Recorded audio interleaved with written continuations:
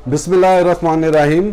अस्सलाम वालेकुम। मैं हूं काशिफ सुलेमान और आप देख रहे हैं नई बात डिजिटल मीडिया। आज बात करेंगे वज़ीर आज़म पाकिस्तान इमरान खान के इंटरव्यू के हवाले से। उनके बयान को लेके सोशल मीडिया के ऊपर उन पर काफ़ी तनकीद की जा रही है। एक तरफ उनके हामी उनके हक़ में भी दलाइल दे रहे हैं, लेकिन इस हवाले से कि क्या जो उन्होंने कहा वो दुरुस्त है या नहीं है, जहां इसकी बात करेंगे वहां सबसे पहले ये बात करनी भी ज़रूरी है कि जो वज़ीर आज़म ने इंटरव्यू दिया उसमें उन्होंने बहुत सी आम बातें की जिसके ऊपर सोशल मीडिया पर वैसे जो है वो बहस नज़र नहीं आ रही। जैसे उनके जो औरतों के लिबास के हवाले से जो बात की गई उसको लेके बहस की जा रही है। तो इन दोनों बातों के ऊपर हम उनके इंटरव्यू के हवाले से बात करेंगे। सबसे पहली बात तो ये जो वज़ीर आज़म ने बात की वो जिनसी इसबाब में से एक सबब ज़रूर है कि लोग औरतें ख़वातीन जब इस तरह का लिबास पहन के निकलती है, अगर आप इससे कोई इख्तलाफ करना चाहते हैं तो आप अखलाकियात के दायरे के अंदर रह के उनसे इख्तलाफ करें, लेकिन जिस तरह के रिमार्क सोशल मीडिया पे दिए जा रहे हैं वो किसी तरह भी मुहज़्ज़ब मुआशरे की अक्कासी नहीं करते। इसके ऊपर जहां बात करेंगे, पहले बात करते हैं कि वज़ीर आज़म ने जहां बात की कि अमेरिका को अड्डे नहीं देंगे, ये उनके उस मौक़िफ़ के जो है तसलसल है जो वो अपोजिशन के दौर के अंदर भी रखते थे और अब भी उन्होंने उसका बरमला इज़हार किया है कि अमेरिका को अड्डे हम नहीं देंगे। उनका कहना है कि अमन के अंदर हम आपके साथ हैं और लड़ाई में आपके साथ नहीं है। अमन के लिए आप कोशिशें करें, उसके अंदर हम आपका साथ देंगे। उन्होंने कश्मीर के हवाले से भी बात की और उन्होंने कहा कि कश्मीर के अंदर जो मुज़ालम हो रहे हैं वो उसके ऊपर दुनिया को क्या वो नज़र नहीं आते, वो उस पर ख़ामोश क्यों है। चीन के हवाले से उन्होंने आम बात की, जब उनसे कहा गया कि चीन के सूबे सिंकियोंग के अंदर जो है मुसलमानों के ऊपर जो है वो जुल्म किया जा रहा है, तो उन्होंने कहा कि इस हवाले से चीन से बात हुई है और उनके मुताबिक ऐसा नहीं है। और दूसरा उन्होंने कहा कि चीन हमारा मुखलिस दोस्त है और हमारे दरमियान कोई बात हो तो वो हम बंद कमरों के अंदर जो है वो करते हैं और उसको बाहर लाने की कोई ज़रूरत नहीं है।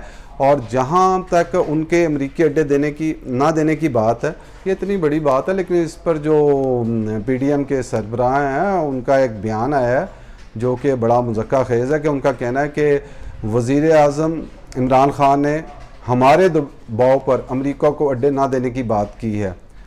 तो फिर उनसे पूछा जा सकता है माजी के अंदर जो अड्डे दिए गए हैं परवेज़ मुशर्रफ के दौर के अंदर दिए गए, उस वक्त क्या उनका दबाव नहीं था और आज उनका दबाव है। और ये भी वो बता दें कि किन हुकूमतों के ऊपर उनका दबाव चलता है और किन हुकूमतों के ऊपर नहीं चलता।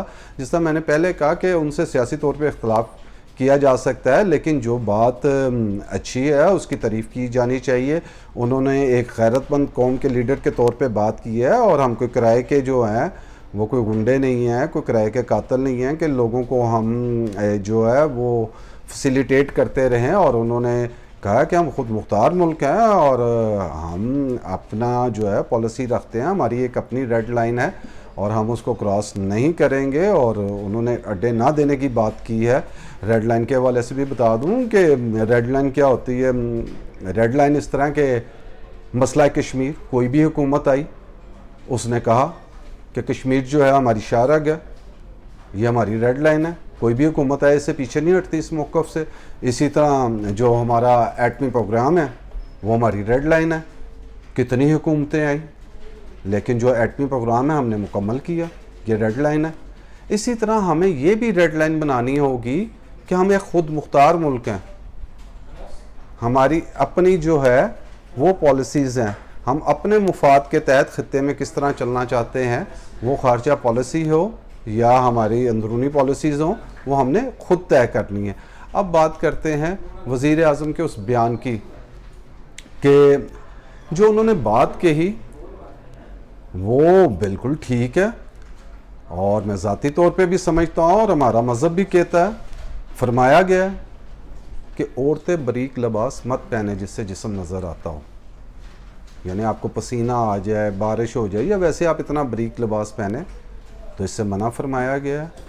फरमाया गया कि जब ख़वातीन घरों से बाहर जाएं तो वो अपने सीनों के ऊपर अपनी اوڑھنی اوڑھ لیں, چادر وغیرہ لیں, اور جو ان کا جسم ہے وہ اس طرح نظر نہیں آنا چاہیے. عورتیں مردوں جیسا لباس نہ پہنیں, مرد جو ہیں وہ عورتوں کا لباس نہ پہنیں, مہذب اور کشادہ لباس سے اپنے سطر کو ڈھانپا جائے. تو یہ تو ہمارا مذہب بھی کہتا ہے. تو پھر عمران خان پہ تنقید کیوں؟ ہاں وہ کوئی جو سیاسی غلطیاں کرتے ہوں, آپ ان کے یو ٹرن پہ بات کرتے ہوں, لیکن اگر کوئی شخص ٹھیک بات کہہ رہا ہے اس کے اوپر بھی یعنی یہ سیاست کے انداز میں جو تنقید ہے وہ تو کسی طرح درست نہیں ہے. ریپ ہونے کے اسباب اور بھی ہوں گے, لیکن جو انہوں نے کہا یہ ایک میجر فیکٹر ہے. اگر آپ ایک گوشت ہے اس کا ٹرے لے کے جا رہے ہیں, اس کو کھلا رکھا, اس پہ چیل بھی آئیں گے, کوے بھی آئیں گے, آپ کے لیے مشکل ہو جائے گی. لیکن آپ اس کو ڈھانپ کے لے کے چلے جائیں تو آپ آرام سے جا سکتے ہیں. تو اگر یہ ہم کوئی مادر پدر آزاد معاشرہ تو نہیں ہے کہ ہم جس طرح مرضی ہے وہ پھرتے رہیں. تو ہماری ایک ویلیوز ہیں, ہمارا ایک کلچر ہے, ہم نے اس کو اس طرح لے کے چلنا ہے جس طرح ہمارا مذہب کہتا ہے. اور خاص طور پہ اب ان پہ اس طرح تنقید وزیر اعظم پہ شروع کر دینا کہ ان کی ماضی کی چیزیں جو ہیں وہ تصاویر جو ہیں وہ سوشل میڈیا پہ لگانی شروع کر دی گئی ہیں, اور کہا گیا ہے کہ جی یہ تو پلے بوائے ہیں, ماضی میں یہ کرتے تھے. تو یاد رکھیں آپ کے ساتھ جو بیٹھا ہوا ہے وہ کتنا گنہگار ہے. یہ تو آپ کیا اس کا فیصلہ کر سکتے ہیں؟ یہ تو رب نے فیصلہ کرنا کہ اللہ تعالیٰ اسے توبہ کی توفیق دے دے اور وہ توبہ کر لیں. ایسے ہی ہے کہ جیسے کوئی بہت نیک بندہ ہے وہ کوئی گناہ کا کام کر لے. ابھی جو یہ مدرسے کے اندر بچے کے ساتھ جو واقعہ پیش آیا مفتی صاحب نے کیا, مفتی عزیز الرحمان نے, تو آپ دیکھ لیں وہ ساری زندگی اگر کوئی یہ سامنے چیز نہ آئے تو لوگ کہیں وہ ایک مفتی ہیں, وہ ایک عالم دین ہیں, وہ نیک ہیں. کوئی ان سے پوچھے گا تو وہ کہیں گے جی یہ تو ہر وقت پڑھ رہے ہوتے ہیں, درس دے رہے ہوتے ہیں. لیکن کب کس کی کہاں پکڑ ہے اور ہم کیسے گناہ گار ہیں, اور رب نے ہمارا پردہ رکھا ہوا ہے تو لوگوں کے بھی پردے رہنے دیں.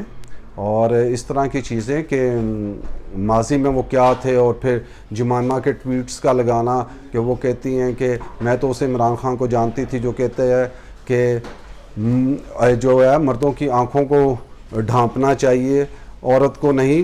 تو اس طرح کے ٹویٹس لگا دینا. تو یاد رکھیں کہ کوئی بھی بندہ ہے اس کو رب کب توفیق دے دے. وہ کہتے ہیں نا کہ every saint has a past and every sinner has a future. تو یہ کبھی بھی ہو سکتا ہے کہ کس کے ساتھ کیا ہے اور کیا چیز نہیں ہے. ہاں یہ ضرور ہے کہ آپ کو معاشرے کو بہتری کی طرف لے کے جانے کے لیے اقدامات کرنے چاہیے. اور جہاں تک میں نے بات کی تھی کہ اسلام نے بھی کہا, تو آپ یاد رکھیں حضور پاک صلی اللہ علیہ وآلہ وسلم کے پاس ایک شخص آیا اور اس نے کہا کہ میرا جو پیٹ ہے وہ خراب ہے, اور اسے کہا گیا کہ اس کو شہد پلائیں. وہ دوسری دفعہ آیا کہ خراب ہے, تیسری دفعہ آیا اور اس نے پھر یہی بات کی.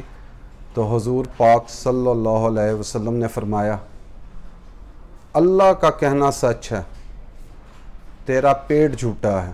کہا اس کو چوتھی بار بھی جو ہے شہد پلائیں, تیسری یا چوتھی بار غالباً.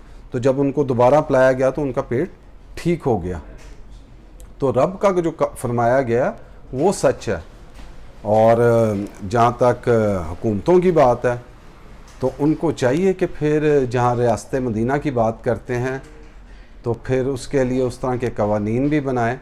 حضرت عمر فاروق رضی اللہ عنہ کے دور میں ایک عورت جو ہے وہ رات کو اکیلی جا رہی تھی. تو حضرت عمر فاروق رضی اللہ عنہ نے ان کو روک کے پوچھا کیا تم کو رات کو اکیلے جاتے ہوئے ڈر نہیں لگتا؟ تو اس نے آگے سے کہا کیا حضرت عمر رضی اللہ عنہ کا وصال ہو گیا ہے یا آپ ہی حضرت عمر ہیں؟ کیونکہ حضرت عمر رضی اللہ عنہ کے ہوتے ہوئے کوئی کسی عورت کو تنگ کرنے کی جرت نہیں کر سکتا.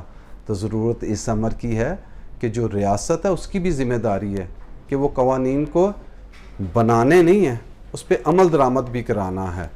ہم دیکھتے ہیں کہ اس معاشرے کے اندر قوانین تو موجود ہیں لیکن ریپ کے بہت سے جو ملزمان ہیں, مجرم ہیں, وہ چھوٹ جاتے ہیں. کسی کو ڈرا دھمکا کے کوئی اپنی بدنامی کی وجہ سے جو ہے کیس نہیں کرتا، لیکن جو رپورٹ ہو جاتے ہیں اس کے اندر بھی لوگوں کو انصاف نہیں ملتا. تو یہ ریاست کی ذمہ داری ہے، حکومتوں کی ذمہ داری ہے.